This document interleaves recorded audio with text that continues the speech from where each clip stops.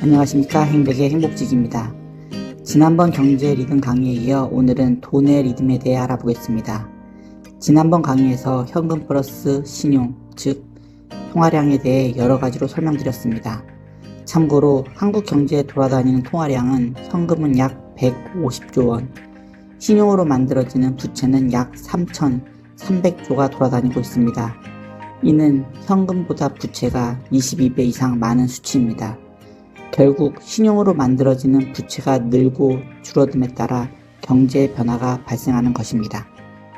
왼쪽의 그림은 레이 달리오 템플릿입니다. 제가 유튜브 클래스를 준비하면서 여러가지 자료들을 많이 접하였고 공부하였습니다. 이 템플릿 하나가 여러가지를 설명해주고 있었습니다.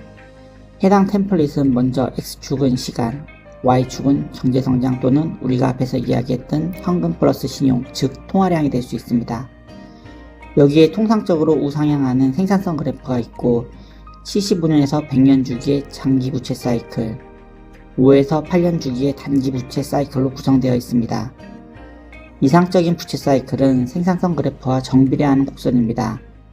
그러나 이는 어디까지나 이상적인 수치일 뿐 실제로는 신용의 팽창과 수축에 따라 장기 부채 사이클을 중심으로 단기 부채 사이클이 같이 움직이게 되어 있습니다. 레이 달리오 템플릿에서 크게 세 가지 교훈을 얻을 수 있습니다. 첫째, 부채가 소득보다 빠르게 증가하면 안 된다. 둘째, 소득 증가가 생산성 증가보다 빠르면 안 된다.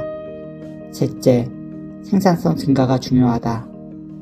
결국 생산성보다 과도하게 발생한 부채는 경기 버블을 만들고 추후 경기 불황을 발생시킵니다. 인플레이션은 돈을 저축하는 사람에게 벌을 주고 빚을 지는 사람에게 상을 준다는 이야기가 있습니다. 과거 오랜 시간의 저금리 상황에서는 맞는 이야기였습니다. 당시 현금은 쓰레기다 라고 이야기할 정도로 돈을 은행에 넣어두는 것은 자신의 자산을 갉아먹는 행위였습니다. 오히려 신용을 이용한 부채 레버리지로 부동산, 주식 등에 투자하는 것이 많은 수익을 가져다 주었습니다.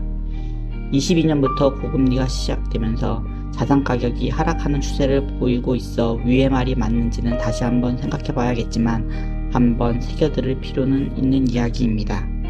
그리고 미국의 최고 수출품은 달러와 인플레이션이다.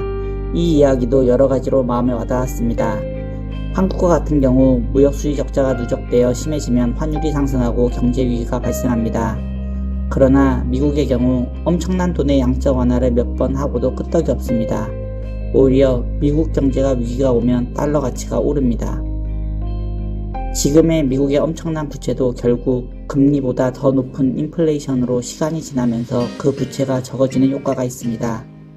아마 이런 이유에서 중국도 기축통화국이 되기 위해 많은 노력을 하는 것 같습니다. 얼마 전 박종훈님의 자이언트 임팩트라는 책을 추천받아 읽었습니다. 주요 내용은 과거 40년 전과 같이 미국 중심의 좋은 시절이 앞으로 계속된다는 고정관념을 갖지 말라는 것이었습니다.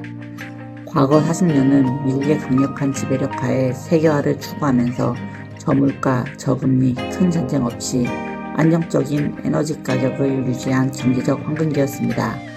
그러나 앞으로는 미국의 강력한 지배력이 도전을 받으면서 탈세계화를 추구하고 고물가, 고금리, 중국, 러시아, 중동 등 전쟁의 불안 요소를 갖고 에너지와 자원을 무기로 각자 자국의 이익을 추구하는 각자 도생의 혼란의 시기이며 이에 맞는 전략을 갖고 대응을 해야 한다는 것이 주요 내용입니다.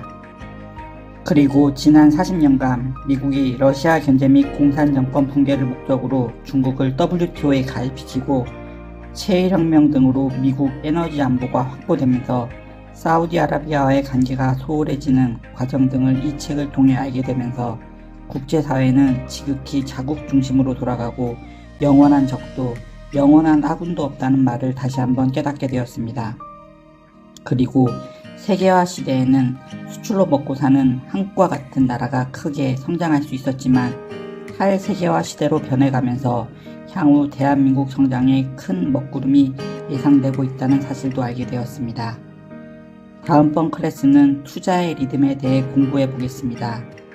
어찌 보면 이 리듬이 저희에게 가장 중요한 부분이 될 것 같습니다.